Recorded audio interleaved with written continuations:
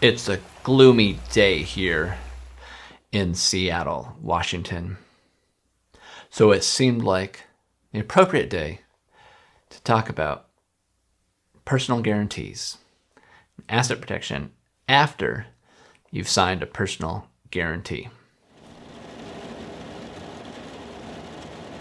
I have been getting a number of calls recently from people who have signed a personal guarantee for their lease, for their commercial property lease. And in the current environment, they are wondering how things are going to work out for their business in the next couple of years.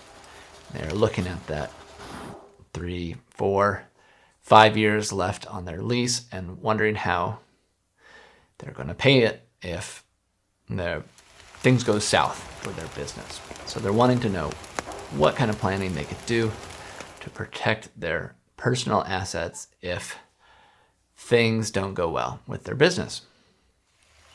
And that's why it's a good topic for a rainy day, because asset protection is for potential future creditors.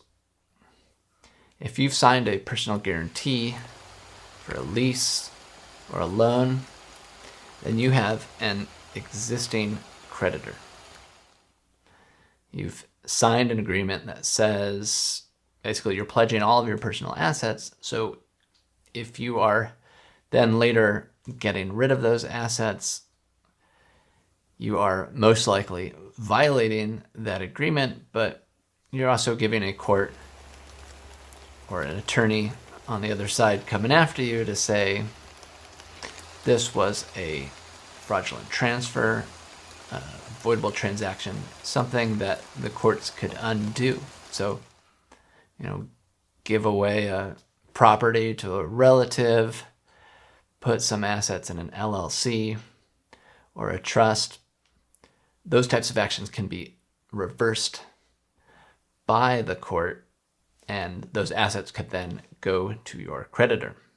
So in an ideal world, any asset protection planning you do is before you signed a personal guarantee.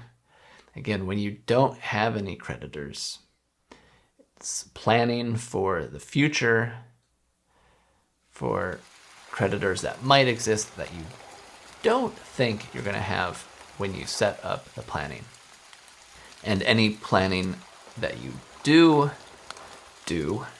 after you've signed a personal guarantee, it has a much greater chance of being reversed, of having it declared a fraudulent transfer, and all that planning will be essentially ineffective for your goals.